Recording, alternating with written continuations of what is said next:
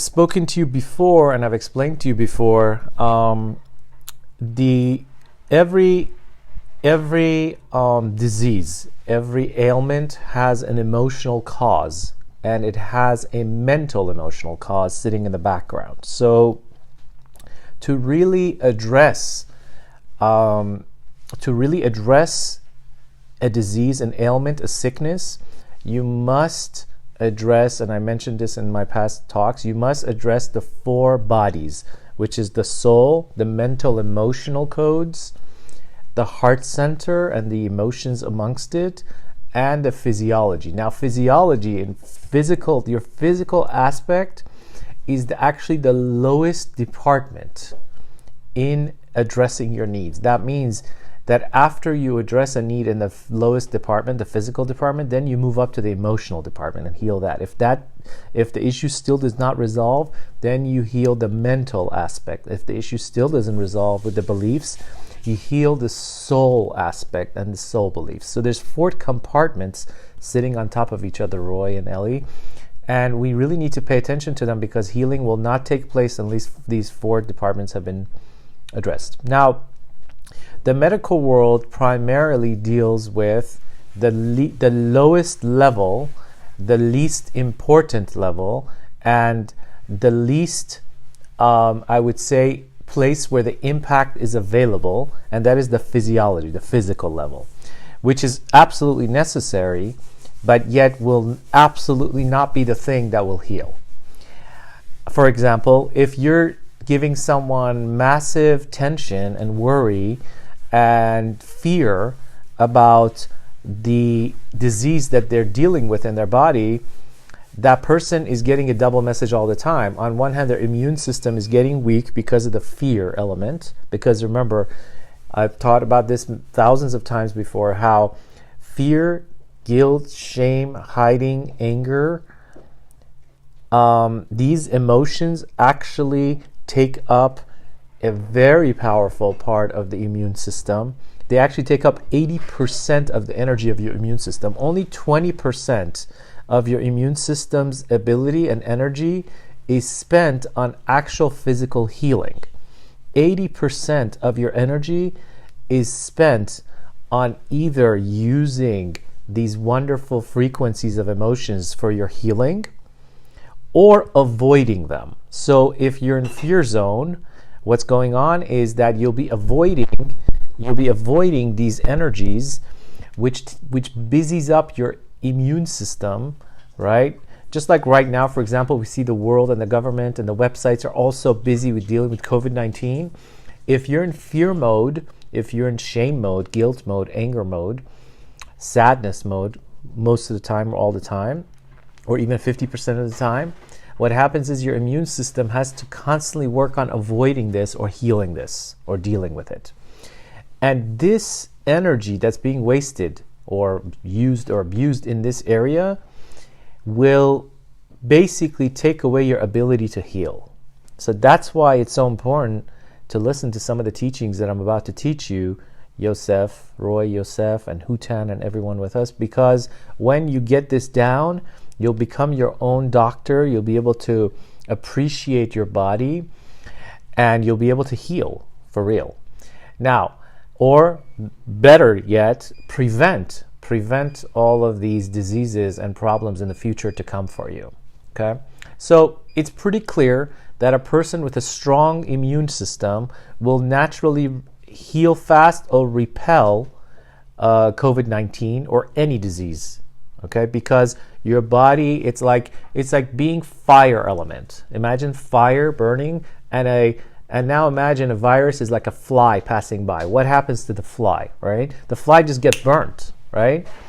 But if you're a home, if you're at the habitat for bacteria and disease, and you're not fire element, that means you're not heated up for life and passion. What happens is your fire element goes down, and instead your ability to attract bugs, so to speak, I'm just giving this as a understanding for this, your ability to attract issues, bugs, becomes so much more, and then the bugs, you become a habitat for vultures, so to speak, to eat up your body. Well, it's a horrible metaphor, but it's for real. So what you want to do is become a habitat for good things. Become a habitat for the things that attract the element of passion, the element of life, the element of partying, the element of the sun, the element of joy. Okay?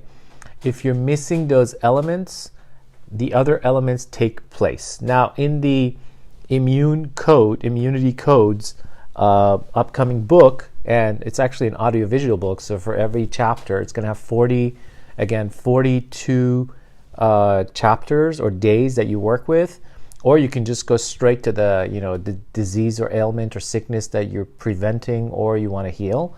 And in each of these, you will have a video and a meditation that goes along with it to heal that prominent issue from the soul level, mental emotional level, physiology, and heart center. All the 4 levels, 4 subtle bodies. Okay.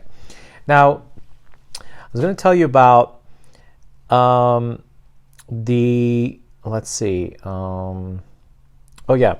Let's begin with, I'm going to begin with an affirmation or a actual, let's see. We had that here. Okay. So to begin with, let's deal with the emotional code behind Alzheimer's and seizures. Okay. So when it comes to Alzheimer's, the emotional code that we need to work with is refusal to deal with the world as it is. Now remember, energy is here and it's real, right? So when you tell scientists that, hey, how do you know music or frequencies is real? You can't touch it, right? What is going to be their answer to you, right? So when you listen to music, you can't touch it, but it's there, right? The vibration is there. So there are elements in spirit and energy that are there that you cannot touch. And this is one of them. Refusal to deal with this energy of refusal to deal with the world as it is one of the prominent issues when it comes to Alzheimer's. Now, another real deep connection with Alzheimer's is OCD, obsessive compulsive disorder, or obsessive thoughts. Because think about it. If you're constantly using a certain muscle in your brain to avoid or think a thought 1,000 times a day and you keep running it, it's like a broken tape. It's like a broken CD that goes ding, ding, ding, ding, ding, ding, ding, ding, ding. And you're constantly running this, right? So my teaching has been always that if you want to heal and prevent Alzheimer's, if you want to heal and prevent seizures, if you want to heal and prevent obsessive thoughts, they all go hand in hand, because a muscle, so to speak, right? Let's imagine your brain is like a muscle. A muscle that's overworked ends up actually with 3 things. Either it wears itself out, it gives up, right?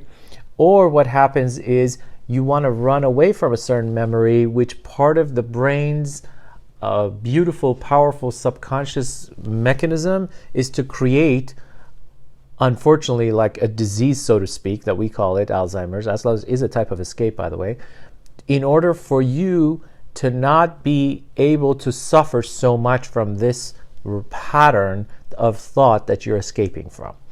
Now, obviously, society and chemicals and the environment and what you eat impacts all of that, but the most important aspect is your immunity, which gets weakened by the thoughts, vibrations, soul level connections, passion in life, and the inner joy of the fire that you have.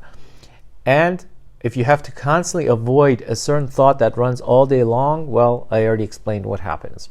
Now, doctors can't explain this, right? Because they're not allowed to go to that space, right? They live in the limited reality of 1, 2, or 3-dimensional reality.